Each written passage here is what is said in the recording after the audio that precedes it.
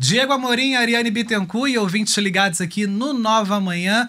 Aqui no Rio de Janeiro está acontecendo a Bienal do Livro, esse evento que já é um sucesso garantido. E a gente aqui pela Nova Paradiso, rádio oficial do evento, vai trazer o quê? Coisa boa para você que está ligado aqui no Nova Manhã nesse momento. Isso porque ela, que já é jornalista, carioca, começou nesse veículo aqui, ó, que é centenário, que é o rádio, e em seguida, né, tá na televisão brasileira. Ela que faz parte da apresentação ali, diariamente dando bom dia pra gente no Bom Dia Brasil, faz parte do rodízio de apresentadores do Jornal Nacional e é autora já de 2 livros, esse segundo recém-lançado, Ana Paula Araújo. Que prazer te reencontrar e bem-vindo aos nossos estúdios aqui na Nova Paradiso. Ah, Sérgio, um prazer estar aqui, falar com você, falar com todos os ouvintes. Obrigada por me receber. Ah, sempre bem-vinda.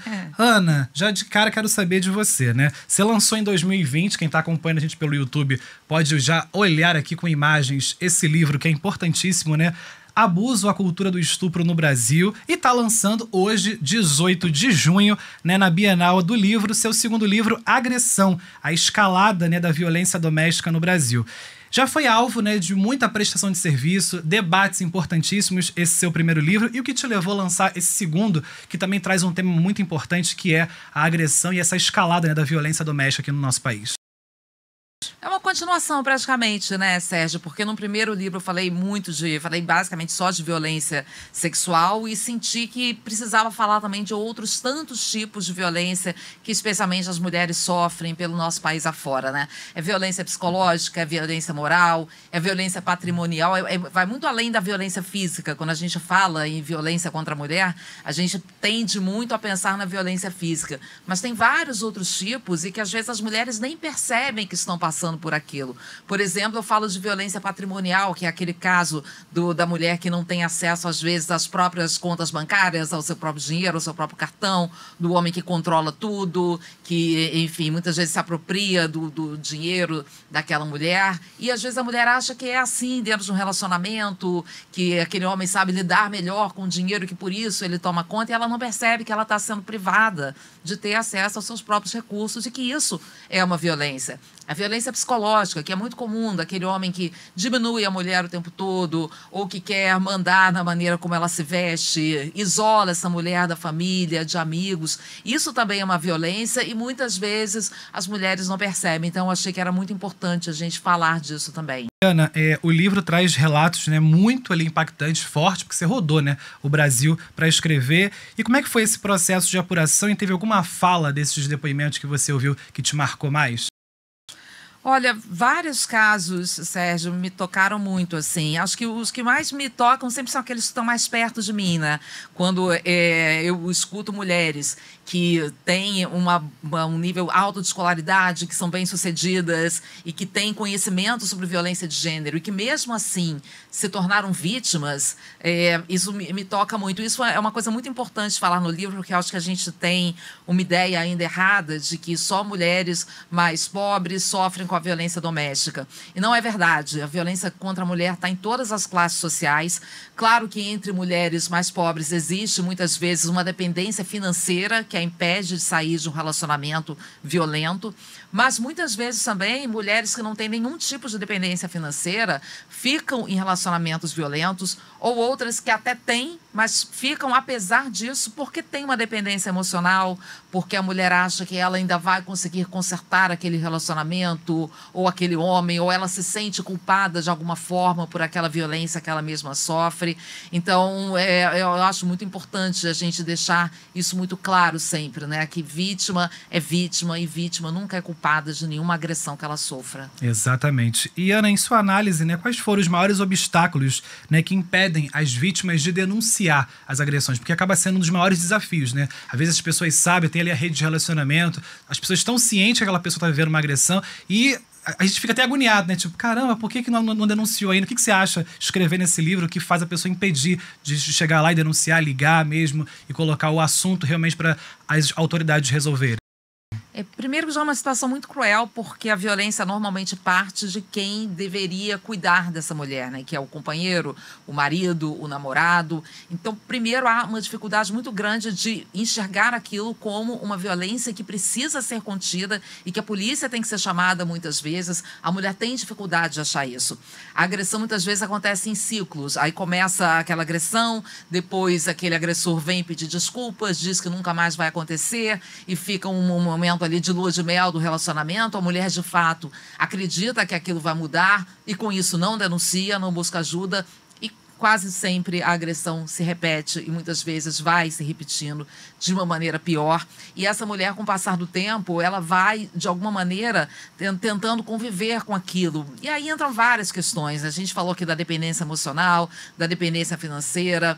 Entra também no caso de mulheres que têm filhos, que têm um medo de afastar o pai dos filhos, que acham que aquilo pode ser pior para o filho. Mas, olha, eu já digo que nada é pior para uma criança do que viver num ambiente violento. Então, a mulher precisa se proteger até para conseguir proteger os filhos e as outras pessoas em volta. É isso, ó. Você que está ouvindo aqui o Nova Manhã pela Rede Nova Brasil e aqui no Rio de Janeiro, recebendo nos estúdios da Nova Paradiso, Ana Paula Araújo, lançando hoje Agressão à Escalada da Violência Doméstica no Brasil. A gente faz uma pequena pausa e a gente volta ainda hoje aqui no Nova Manhã com a Ana, com esse bate-papo. Tem lançamento da Bienal, ela vai convidar geral para estar junto e você aqui do Rio de Janeiro vai poder concorrer a uma promoção bem bacana. A gente volta já já.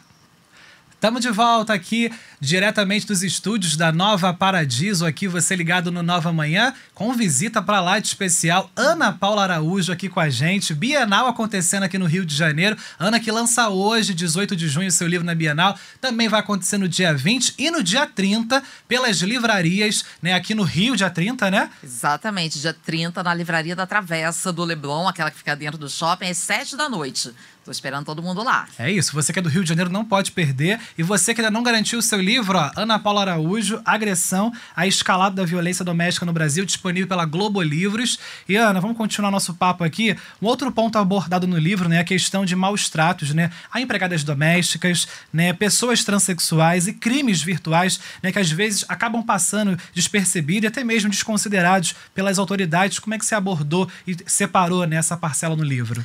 São alguns outros recortes, né, da violência contra a mulher e muitas vezes também contra meninas e contra adolescentes, especialmente no caso de crimes virtuais. É uma coisa até um pouco desanimadora, né? Você ver que mesmo nas novas gerações que hoje já têm uma consciência ou deveriam ter uma consciência maior sobre violência de gênero, eu acho que a gente está avançando sim nessa discussão, mas ainda há padrões que são repetidos de violência contra a mulher, de machismo. Então eu vejo, por exemplo, nos crimes virtuais, a grande maioria de vítimas é de meninas e adolescentes e, infelizmente, entre os agressores, do outro lado, a gente tem também muitos meninos, menores de idade, dessas novas gerações que a gente esperava que tivessem um pouco mais, uma criação com um pouco mais de consciência sobre respeito, sobre liberdade, sobre o valor de todas as pessoas, né, de valorizar a mulher. E, infelizmente, a gente vê isso muito, tem visto isso muito se repetir, principalmente com a violência em rede social, algumas redes sociais que são mais permissivas a alguns tipos de violência. Isso, infelizmente, tem acontecido.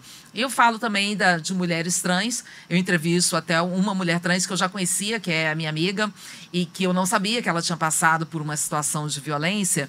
E uma coisa que me deixou muito consternada assim, no depoimento dela foi que ela disse que ela passou durante anos por esse relacionamento violento e ela nem passava pela cabeça dela prestar queixa, porque primeiro ela achava que iriam rir dela na delegacia de polícia, e a gente sabe que muitas mulheres, trans ou não, quando chegam para prestar uma queixa sobre violência doméstica, muitas vezes não são levadas a sério, não são atendidas da maneira que deveriam ser. E ela disse que ela também nunca denunciou porque ela achava que, nossa, aquele homem que aceitava ela como ela era o máximo que ela ia merecer, aquilo que ela encontraria na vida de amor, né? Isso é muito triste. Ela se submetia a uma situação porque ela achava que aquilo ali era o máximo que ela merecia. Não é? Todas nós, mulheres, merecemos amor, merecemos respeito, merecemos cuidado. E eu falo também de empregadas domésticas, que é um caso que muita gente ainda não sabe, mas violência contra a empregada doméstica, que inclui muitas vezes a violência patrimonial, que é de não pagar os direitos para aquela mulher, que geralmente é mulher. Essa violência também pode ser enquadrada na Lei Maria da Penha, porque acontece dentro do ambiente doméstico. Então, eu quis, com o livro, trazer muita informação para que as pessoas percebam e saibam como lidar com os casos de violência contra a mulher. E Ana, quero saber de você se você pretende seguir abordando esses temas ligados aos direitos das mulheres em futuros projetos, ou até mesmo defender uma outra causa no terceiro livro. Já tem alguma coisa que você pode soltar de spoiler pra gente? Olha, até tenho, mas por enquanto eu tô, assim, cada livro é um projeto longo. As 7 chaves ainda. É um pouco... pega muito da sua energia. Então, Sim. Agora eu tô com a minha energia focada nessa divulgação desse segundo livro. O retorno que eu tive com o primeiro foi maravilhoso, Sérgio, porque eu fiquei muito preocupada do livro ser gatilho, como se diz hoje, né, para pessoas que sofreram violência. E foi o contrário. As pessoas vítimas de violência uma prestação sexual, de serviço, né? Me procuraram, assim, várias, dizendo que, olha, a partir da leitura do livro, se sentiram mais leves, conseguiram entender melhor, viram que não é culpa delas, que não estão sozinhas, que não são as únicas a passar por aquilo, que muitas vezes é a sensação que a pessoa tem. Então, eu espero com esse livro também poder ajudar muitas mulheres, eu sei que muitas estão aqui ouvindo a gente, que passam por situações como essa, ou conhecem outras mulheres que passam por situações de violência, sejam mais explícitas ou mais veladas, mas, de qualquer maneira, todas situações que a gente não tem que tolerar, que a gente não tem que conviver com elas. Então, eu espero que esse livro ajude bastante gente. É isso, recado dado. Ana Paula Araújo aqui com a gente. Agressão à escalada da violência doméstica no Brasil, disponível pela Globo Livros. E você ouvinte aqui da Nova Paradiso, morador do Rio de Janeiro, você já pode correr lá no nosso site, tá? novaparadiso.com, e você vai concorrer a esse livro da Ana e também um kit maneiríssimo da Nova Paradiso para você. Então corre lá que a Ana vai fazer aqui uma fotinha, vai ter lá a foto, vai ter dedicatória da Ana para você aqui no livro. E Ana, muito obrigado por você ter recebido, aliás, ter vindo aos nossos estúdios mais uma vez. Fica aqui meu muito obrigado em nome de toda a nossa rede, e você siga, né, inspirando a gente, porque você é necessária. Geralmente eu sempre comento isso nos posts da Ana, porque às vezes tem muitos jornalistas, né, que focam só no noticiário, né, aquela coisa ali padrão, e você não, a gente percebe que você sai das 4 paredes e, além de ser uma comunicadora, é uma prestadora de serviço com temas tão importantes pra gente. Eu que tenho a agradecer muito a você, Sérgio, pelo espaço, pelo carinho de sempre. Espero que todo mundo leia o livro, que ajude bastante gente, que homens leiam o livro também, porque eu vejo muitas mulheres lendo, e eu acho que os homens é que tem principalmente que aprender sobre esse assunto, e só tenho a agradecer aqui o carinho e o espaço. Obrigada. É isso, eu volto com vocês aí no estúdio, Diego, Ariane, e corram pra Bienal, hein?